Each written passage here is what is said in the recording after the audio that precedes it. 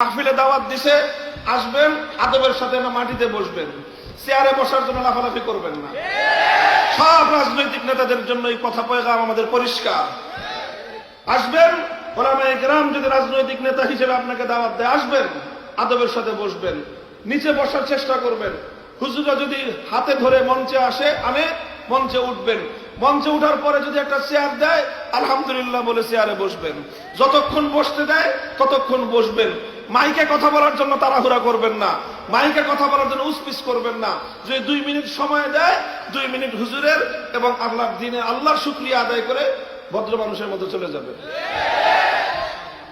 এগুলো ওলামায়ে কেরামকেও বলতেছি, এগুলো শুধু জনগণকে না, আলেমদেরকেও বলতেছি। ঠিক এইভাবে ইসলামের প্রত্যেকটা অঙ্গনকে ওলামায়ে কেরামের নেতৃত্বে পরিচালনা করতে হবে। আলেম ওলামাদের কাজের মধ্যে অন্যরা অংশগ্রহণ করবে সহযোগী ভূমিকায়।